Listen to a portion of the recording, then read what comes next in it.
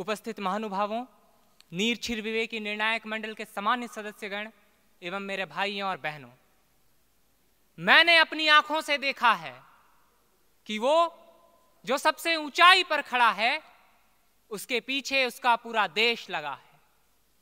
कल तक जो केवल लोकल था, आज लोगों के वोकल होने के कारण ग्लोबल हो गया है। मैंने अपनी आंखों से देखा है, वो एक मजबूत चट्टान सा है, एकदम नए हिंदुस्तान सा है। दोस्तों, भारत को एक नया भारत, एक सबल भारत, एक आर्थिक संप्रभुता संपन्न भारत और एक आत्मनिर्भर भारत बनाने के अभियान की प्रस्तावना है वोकल फॉर लोकल। हमारे माननीय प्रधानमंत्री जी का आह्वान, लोकल के लिए वोकल, केवल उनकी आवाज नहीं बल्कि पूरे राष्ट्र के प्रतिनिधि के रूप में वर्तमान समय की मांग है, जिसका उद्देश्य भारत का हर क्षेत्र में सर्वांगीण विकास करना है। वस्तुतः यह महात्मा गांधी, श्री अरविंदो, स्वामी विवेकानंद जैसे महापुरुषों के सपनों को पूरा करने का एक कारगर कदम है।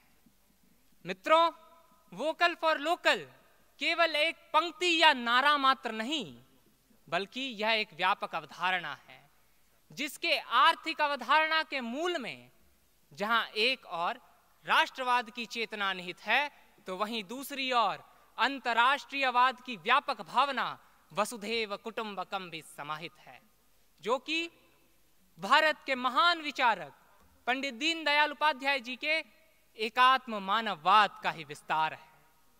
दोस्तों, आज पूरी दुनिया उदारीकरण के जिस दौर से गुजर रही है, उस दौर में भारत को एक आर्थिक शक्ति के रूप में विकसित करने के लिए जरूरी है उसे विश्व बाजार से जोड़ना, जिसके लिए वोकल फॉर लोकल एक अहम मार्ग है। क्योंकि हमें भूलना नहीं चाहिए कि जो लोकल नहीं होगा वो कभी ग्लोबल हो ही नहीं सकता।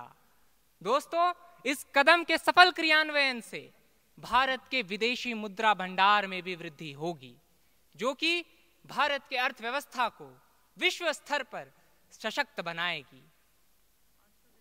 दोस्तों, आयात निर्यात का क्षेत्र हो, तकनीकी आदान प्रदान का क्षेत्र हो, सामाजिक क्षेत्र हो, वैज्ञानिक अनुसंधान का क्षेत्र हो या कला साहित्य व संस्कृति का क्षेत्र हो, हर क्षेत्र में वोकल फॉर लोकल से पूंजी निवेश की दिशा में देश आर्थिक प्रगति की ओर अग्रसर होगा।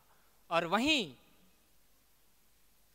वहीं देश के स्तर पर इससे पीपीपी यानी कि सार्वजनिक निजी साझेदारी के आर्थिक अवधारणा में यह एक क्रांतिकारी पहल भी है।